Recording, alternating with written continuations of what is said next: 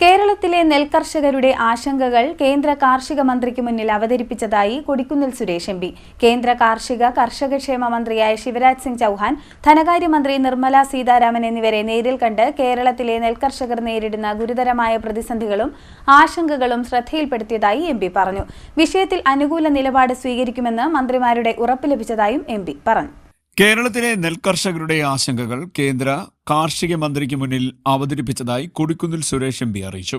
കേന്ദ്ര കാർഷിക കർഷകക്ഷേമ മന്ത്രിയായ ശിവരാജ് സിംഗ് ചൌഹാൻ, ധനമന്ത്രി നിർമ്മല സീതാരാമൻ എന്നിവരെ നേരിൽ കണ്ട് കേരളത്തിലെ നെൽകർഷകർ നേരിടുന്ന ഗുരുതരമായ പ്രതിസന്ധികളും ആശങ്കകളും ശ്രദ്ധയിൽപ്പെടുത്തിയിട്ടുണ്ട്. കേരളത്തിൽ നെല്ലിന് സംസ്ഥാന സർക്കാർ നൽകുന്ന ഇൻസെന്റീവ് ബോണസ് പിൻവലിക്കണമെന്ന് കേന്ദ്ര ധനമന്ത്രാലയത്തിലെ ചെലവ് വകുപ്പ് നിർദ്ദേശിച്ചതുമായി ബന്ധപ്പെട്ട വിഷയത്തിൽ അടിയന്തര ഇടപെടൽ ആവശ്യപ്പെട്ടുകൊണ്ട് മന്ത്രിമാർക്ക് കത്ത് കൈമാറിയെന്നും എം പി പറഞ്ഞു.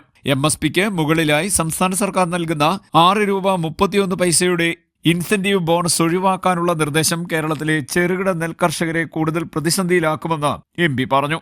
വിഷയത്തിൽ അനുകൂല നിലപാട് സ്വീകരിക്കുമെന്ന് മന്ത്രിമാരുടെ ഉറപ്പ് ലഭിച്ചതായും കേരളത്തിലെ നെൽകർഷകരുടെ അവകാശങ്ങളും ഉപജീവനവും സംരക്ഷിക്കുന്നതിനായി കേന്ദ്ര സർക്കാർ അടിയന്തരവും അനുകൂലവുമായ നടപടി സ്വീകരിക്കുമെന്ന് പ്രതീക്ഷിക്കുന്നതായും കൊടിക്കുന്നിൽ സുരേഷ് എം പി പറഞ്ഞു. CDNet news, Mavelikkara.